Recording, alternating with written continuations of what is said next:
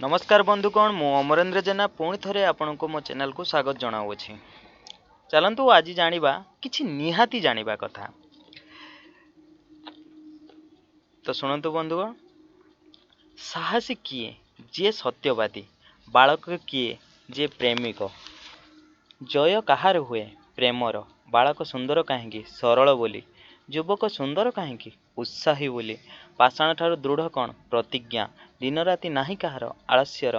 किए सबु जाने मिथ्यावादी, सम्मान नाही कहार भिक्षुकर।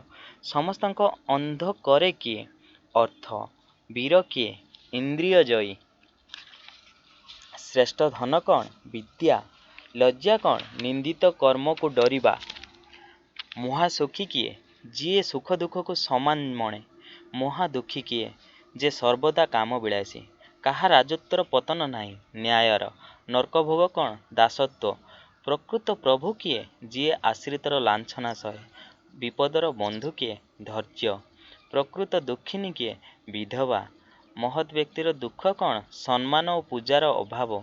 नारीर भूषण कण लज्जा, पुरुषर भूषण कण वीरत्व। बंधुतार बाधक कण कपटता। मूर्ख किए जे सबु जानिछि बोली गर्व करे। एते थेला निहाती जानिबा कथा। चलंतु आउ किछि जानिबा कथा। झड़ बसार आसिबा आगरु बिराड़ी अस्थिर भाव में घर एणे तेणे दौड़ी बुले। गध बोबाइले वर्षा हेबार सूचना मिले। पहाड़िया मेंढा माने झड़ तोफान आसिले निजर चरभूमि बदलांती। महुमाछी माने वायुर गति परिवर्तन जानी निज फेणा को चली आसंती। मयूर डाकिले पाग परिवर्तन आभास मिले। चातक अल्प उच्चरे उड़िले वर्षा हुए। डामरा काउ दल माळमाळ होई कर्कश स्वर राबिले थंडा पाग आसे।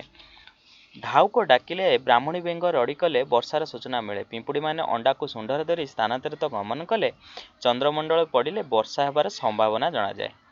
गुरु को प्रतिकृति रखी पूजा कले स्मरण स्मृति बढ़े। गुरु को नर न भावी देवता ज्ञान कले भगवान का आशीष मिल पारे। जो गुरु शिष्य को कुकार्य लगाती से परजन्म इतर जनी लाभ करती। जो गुरु शिष्या को भोग करे से परजन्म कुकुर ही जन्म निए। गुरु होई अन्याय अत्याचार कले महापाप हुए। जो गुरु कुभाषा प्रयोग करती से मूक होई जन्म हुअती। गुरु होई मानविकता हरेले सर्वत्र निंदा मिले। गुरु होई लोभ मोह मद मात्सर्य स्त्री संग मायारे बुड़ी रहिले परजन्म इतर जनी लाभ होता है। गुरु होई शिष्य मान को पातर अंतर कले महापापर भागी हुअती। गुरु होई चोरी कले अधमाचरण कले देहांते सर्प होई जन्म हुअती। शिष्य को अन्याय दंडित कले गुरुंकर हाथ वार्धक्य थरी थाए। जो गुरु शिष्य को भल प्लस मंद इक्वल टू गोविंद यही गणित बुझाई दे पारती से प्रकृत गुरु। स्वामी स्त्री संपर्क परी गुरु शिष्य संबंध गोटे जन्म पाई अविच्छेद।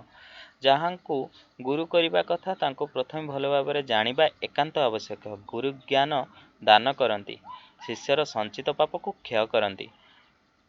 गुरु शांत दांत कुलीन विदित शुद्ध वेशधारी शुद्धचारी सुप्रतिष्ठित पवित्र बुद्धिमान दक्ष परिश्रमी हेबा आवश्यक। तो बंधुगण यह थिला आजिकार विषय वस्तु। आशा करे आपन के विषय वस्तुटी भल लागिथिबो। जदि आपको मो यही वीडियोटी भल लगी था ताहले तले लिखाई सब्सक्राइब कले मो पे क्लिक करंतु एवं मो चैनल को सब्सक्राइब करंतु। आज पई एतिकी पुणी देखा। धन्यवाद।